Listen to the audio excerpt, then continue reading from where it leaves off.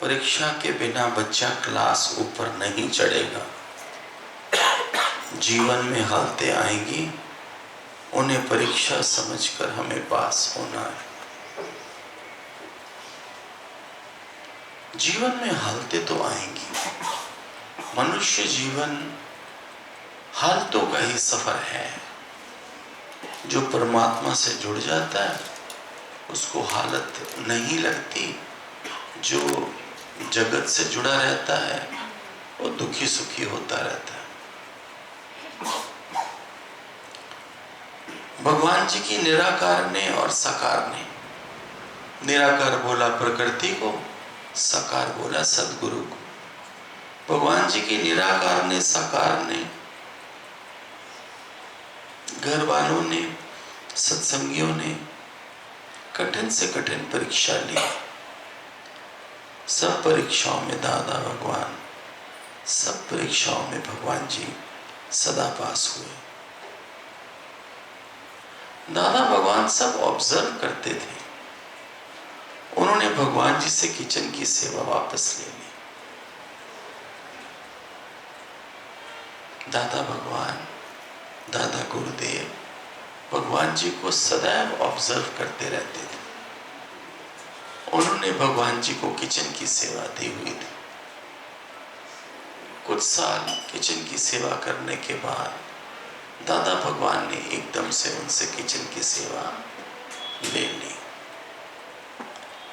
और उन्हें ज्ञान की सेवा दे दी। इससे ज्ञान यज्ञ और भी अच्छा चलने लगा। गंगा सागर से मिलके गंगा सागर बन गई।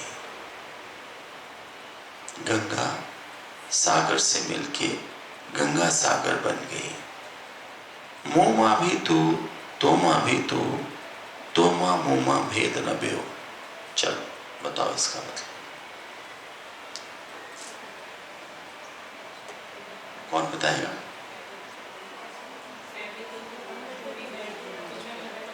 मोमा भी तू, तोमा भी तू, तोमा मोमा भेद न बेओ।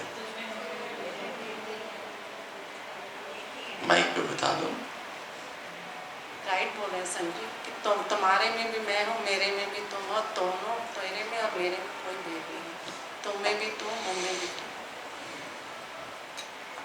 जो नया योगी आता दादा भगवान उसे भगवान जी के पास भेज देते थे।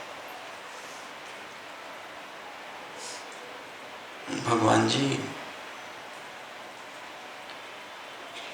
उसके साथ मेहनत करके वापस दादा भगवान के पास भेज देते। कितना सुंदर है देखो। जो भी नया योगी आता दादा भगवान उसे भगवान जी के पास भेज देते। भगवान जी उसके साथ मेहनत करके वापस दादा भगवान के पास भेज देते।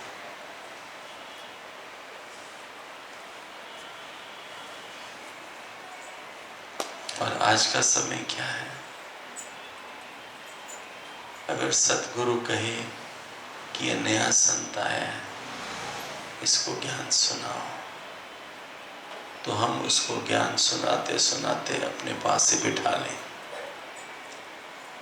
जिसने उसको भेजा है इतना मोह हो जाता है योगियों से कि फिर उसको वापस भेजने को दिल नहीं करता।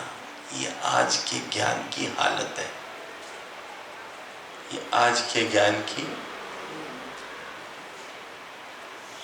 लेकिन आज भी अंदर में जो भगवान जी बता रहे हैं, ऐसे छुपे हुए संत हैं कि जो भी नया योगी आता भगवान जी, दादा भगवान जी उसको भगवान जी के पास भेज देते हैं और भगवान जी उसको उस पे मेहनत करके उसको वापस दादा के पास भेज देते हैं। भगवान जी कहते हैं हम गुरु की एजेंसी करते हैं। भगवान जी कहते हैं हम गुरु की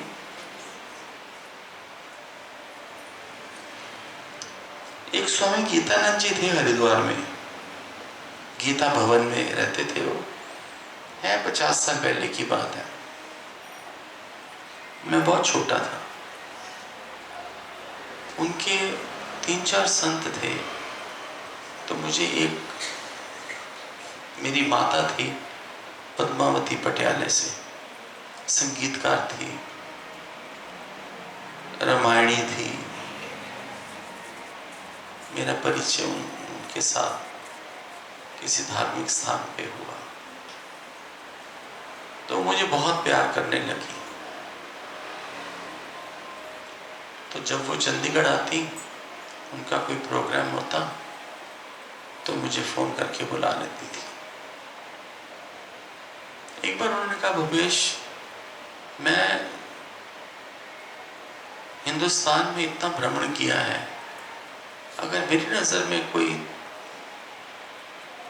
तपस्वी है तो स्वामी गीतानंद जी हैं। हरिद्वार में रहते हैं, गीता भवन में। तो मेरे साथ चल। मैं क्या, मेरे पिता छुट्टी नहीं देंगे। जैसे तैसे करके मैंने झूठ सच बोल के कि स्कूल का कोई ट्रिप है या कुछ है या कुछ भी है नहीं, तो मैं उनके साथ एक दिन के लिए वहां चला गया। अंदर में इतनी प्यास थी, उम्र तो छोटी थी, 9-10 साल की होगी। अंदर में इतनी इतनी इतनी प्यास थी संतों से मिलने की, उनको देखने की, उनके मुख से कोई वचन सुनने की।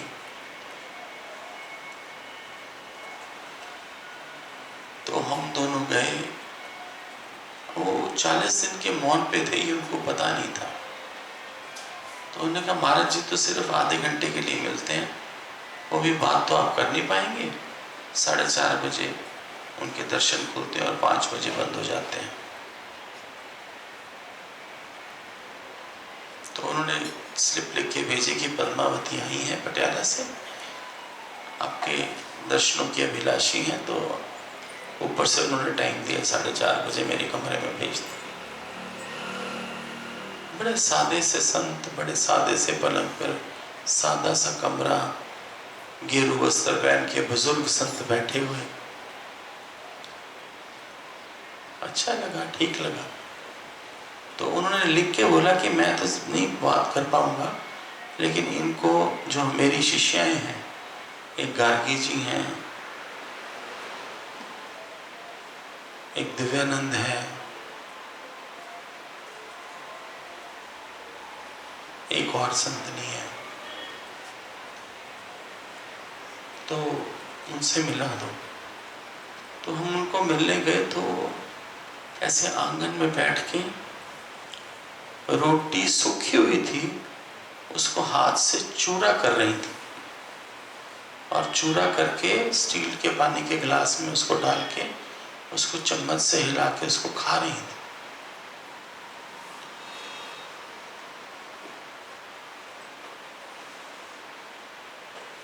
तो मैंने उनको बोला, माँ ये क्या कर रही है? कहने की पता नहीं, यहाँ तो कई लोग भंडारा खाते हैं और ये ऐसे क्यों सूखी रोटी चूर के उसमें क्यों खा रही है, तोड़ के पानी में भिगो के। तो पद्माई ने पूछ लिया कि संत आप बताओ, ये आप ऐसे क्यों खा रहे हैं? तो बोले, महाराज जी का प्रसाद है। पिछले हफ्ते हम कहीं गए थे महाराज जी के हुक्म में, किसी परिवार को मिलने के लिए हरिद्वार से बाहर। तो महाराज जी ने प्रसाद दिया था हमको, तो रोटियां सूख गई थी 2। तो क्योंकि महाराज जी का प्रसाद उनके हाथ से दिया गया है, तो वो प्रसाद खा रही हैं हम। बड़ा सादा वेश। तब वो भी मुझे बहुत अच्छा लगा, छुटपन से। लेकिन भगवान जी के मिलने के बाद तो अध्यात्म पूरा ही बदल गया, पूरा बदल गया। तो ये मतलब बड़ी इतनी आज्ञा में रहना, इतना छुप के रहना। महाराज जी एक बार बैठे थे, उनका स्वास्थ्य ठीक नहीं था, लेकिन सत्संग करना जरूर था। तो उन्हें दिव्यानंद को बोला कि दिव्यानंद, आज मैं नहीं बोल पाऊंगा, तुम कुछ समय के लिए सत्संग करो। गुरु की आज्ञा से उन्होंने सत्संग किया सभा में, और सत्संग करने के बाद जो उनकी संगत थी, उन्हें महाराज जी को बोला, महाराज जी ये दिव्यानंद तो आपसे भी आगे निकल गए, इतना अच्छा बोलते हैं ये। दिव्यानंद जी आ गए बाई चांस कमरे में महाराज जी को पानी देने के लिए, तो उनके कान में ये वचन पड़ गया कि संगत ये बात कर रही है मेरे गुरु से कि मैं अपने गुरु से भी आगे निकल गया। उसी वक्त उन्होंने अंदर में संकल्प किया कि मैं आज के बाद कभी गुरु के बैठे नहीं बोलूंगा। मेरा गुरु अगर आसन पर विराजमान है तो मैं सत्संग नहीं करेगा। मुझे ये कदापि मंजूर ही नहीं कि मैं गुरु के आगे हो जाऊं।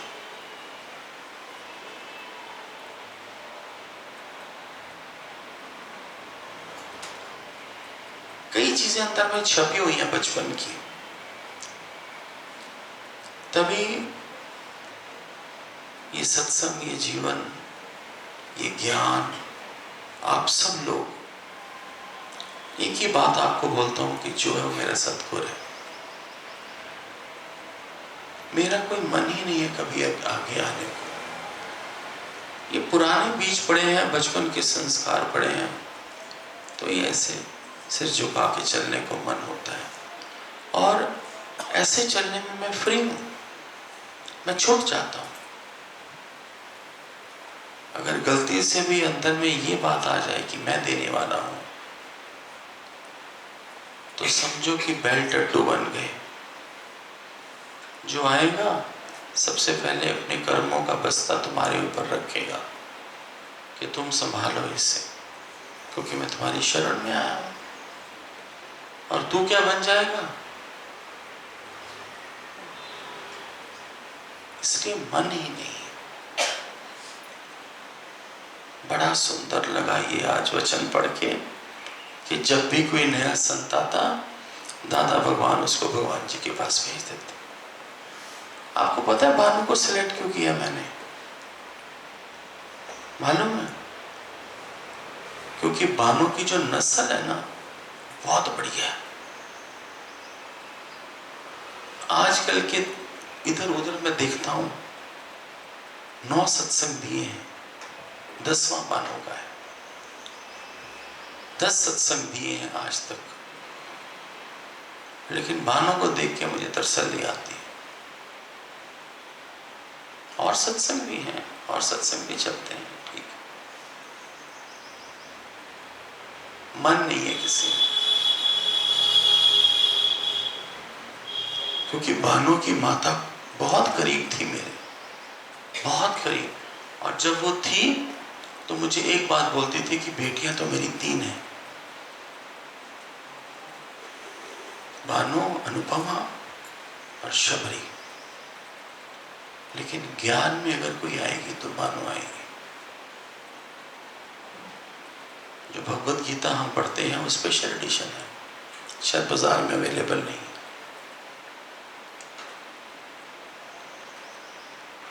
बहुत एक्सपेंसिव बुक है वो। तो जब हमने शुरू करी तो अक्सर मेरे साथ मेरी शॉप पर बैठती थी। सत्संग के बाद हम ब्रेकफास्ट करके दुकान चले जाते थे। और महीना 2-2 महीने आके चंडीगढ़ रहती थी सिर्फ सत्संग के लिए। तो जब हमने वो पढ़ी घर जाकर, हमने कहा ये शुरू करते हैं सत्संग में, तो कहने लगी संजी एक मुझे भी चाहिए था। मैं बोला ये तू ले जा, तू ले जा, तू पढ़ ले इसको, मैं तो वानियां पढ़ ही रहा हूं भगवान जी की। बोले नहीं संजी यहां भी पढ़ेंगे और मुझे भी एक चाहिए। मैं बोला कोई बात नहीं, दी उसको, एक मंगा के दी। तो मैंने फिर 2-3 दिन बाद पूछा, मैंने कहा डॉली तुझे क्या जरूरत पड़ी इसकी? कहते संजय बानो पड़ेगी। तब बानो को होता पता ही नहीं था कोई सत्संग। इसको ये पता था कि मेरी माता जाती है चंडीगढ़ में, मेरे पास आती है। पर देखो समय आने पर बानो कहाँ पर कैसे प्रकट हुई आप सबके आगे। और मुझे भी लगता है कि अगर मेरी संतनी के भाव मन में भाव था कोई, तो वो भी बूढ़ा हुआ तो मुझे अच्छा लग रहा है। ऐसे ही बड़ा अच्छा लगा कि दादा भगवान के पास कोई नया योगी आता। और देखो उससे पहले भगवान जी ने, दादा भगवान ने भगवान जी से किचन की सेवा ले ली कि अब तुम किचन में नहीं रहोगी, और ज्ञान की सेवा दे दी। और नया योगी आता, भगवान जी उस पर मेहनत करते और फिर वापस उसको दादा के पास भेज देते। जानते हो कितना कितना आत्मिक सुख है इसमें।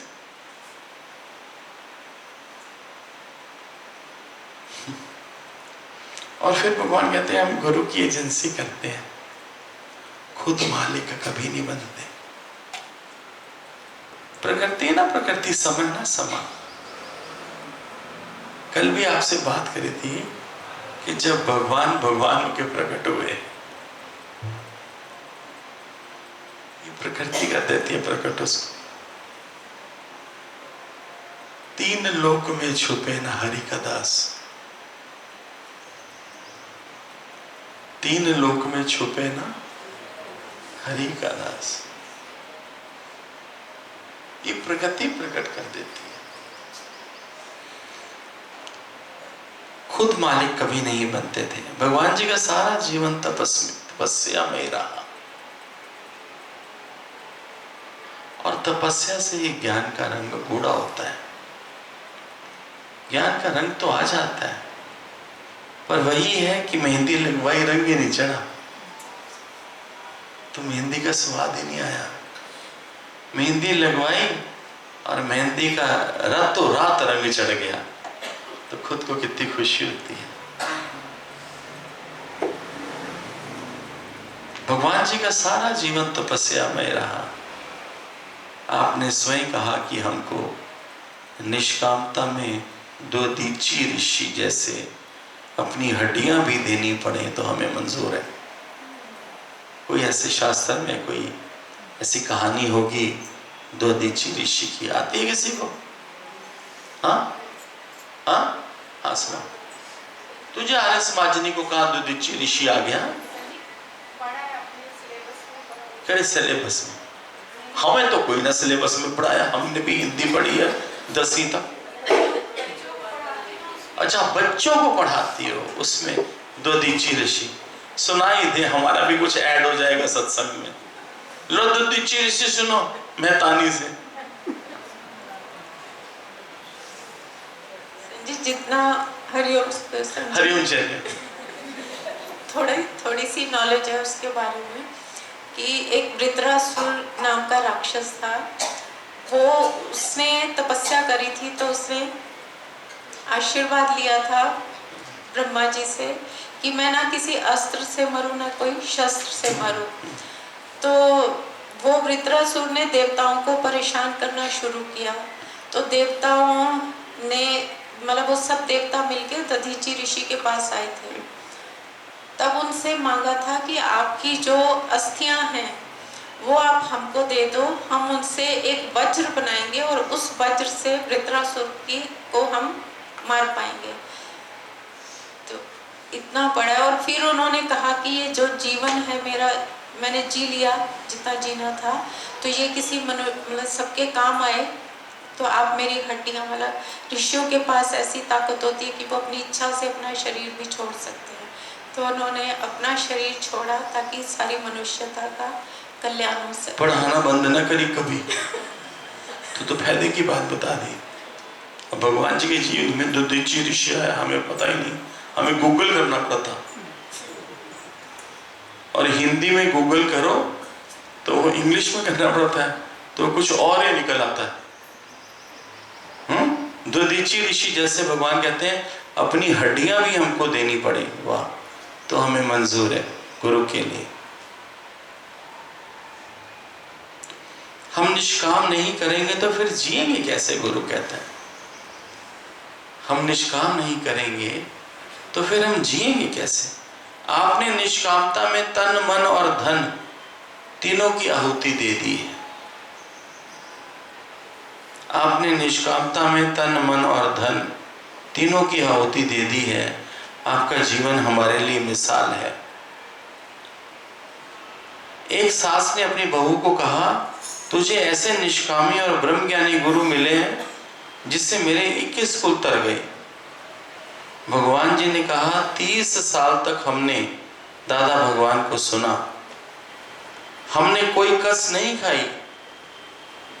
गुरु के पास तो हीरे मोती होते हैं, कोई विरला बड़भागी है जो गुरु की कॉन्शियसनेस को जानता है और ब्रह्म ज्ञानी की कदर करके अपना जीवन सफल बनाता है। सोई बड़भागी जो सतगुरु पाए, सोई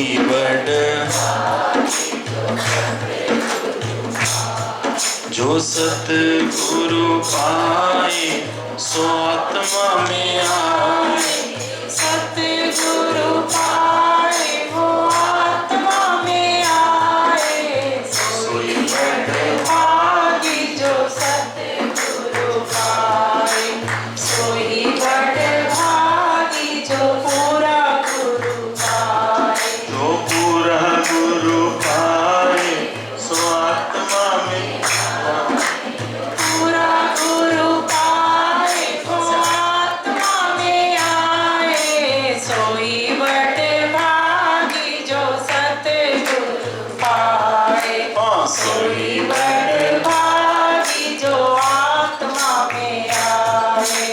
जिसके अंदर द्वेष नहीं है, जिसके अंदर द्वेष नहीं है, ऊंच नीच का भेद नहीं है, ऊंच नीच का भेद नहीं है, सो ही दर्शन पाए।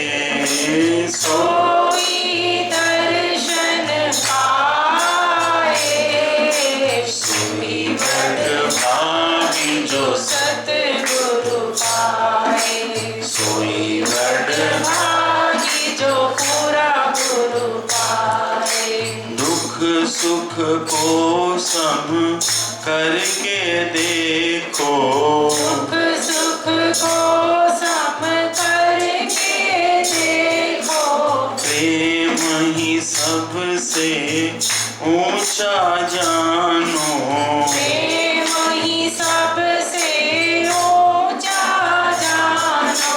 धीरज दिल में धारे, धीरज दिल में धारे।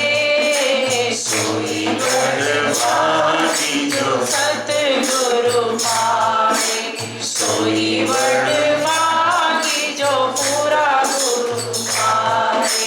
बुरा न सुनता, बुरा न कहता, बुरा न सुनता, बुरा न कहता। बुरा न देखता, बुरा न सोचता, बुरा न देखता, बुरा न सोचता। प्रभु को सो ही ध्याए, प्रभु को सोई ध्याए। सोई बड़भागी जो पूरा गुरु पाए, सोई बड़भागी जो सतगुरु पाए। जो सतगुरु पाए वो आत्मा में आए। सतगुरु पाए वो आत्मा में आए। सोई दर्शन पाए। सोई बड़भागी जो सतगुरु पाए, सोई बड़भागी इतना समर्पण दादा भगवान का अपने गुरु के साथ था, उन्हीं की नक्शे कदम पर चलकर भगवान जी का भी सरेंडर दादा भगवान के लिए उतना ही था।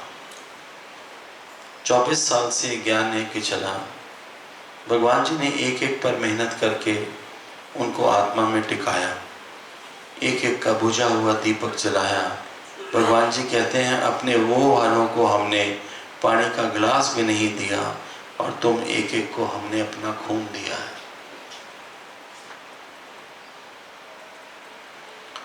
55 वर्ष की अथक निष्काम सेवा से भगवान जी के शरीर में थकावट आ गई थी।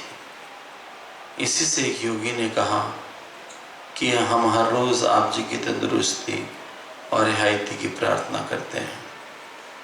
भगवान ने कहा तुम गुरु के लिए कोई संकल्प विकल्प नहीं करो, निराकार से तुम ज्यादा सियाने नहीं हो। निराकार ने जैसा खेल रचाया है उसे वैसे खेलने दो। भगवान जी ने स्वयं को जब प्रकट किया, देखो अब आई बात, भगवान जी ने जब स्वयं को प्रकट किया या जब प्रकृति ने भगवान को भगवान करके प्रकट किया, अब इसका मतलब बताओ। अभी कल तो बताया था,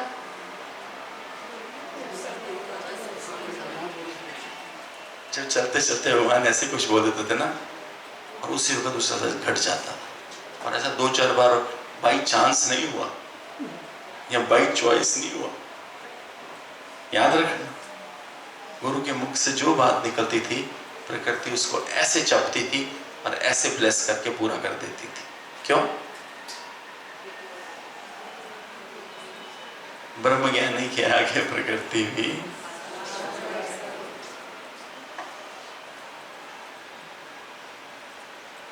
तुम होली नहीं खेलोगे आज?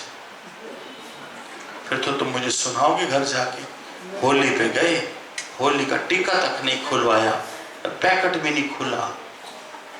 कीर्ति तो शोर ही बड़ा मचाएगी आगरे में जाके, गुरु जी टीका तो जरूर लगाना है आपको। देखो मन में कुछ रखना लेना। मैं अभी यहाँ बैठ जाता हूँ कुर्सी के ऊपर, तुम मुझे रंग दो, लेकिन तुम मन में कोई बात ना लेके जाना कि होली नहीं खेली। मेरा तो अंतःकरण प्रेम में खूब रंगा पड़ा है, मुझे तो किसी होली की आवश्यकता ही नहीं। पर क्योंकि तुम होली होली करके आए हो,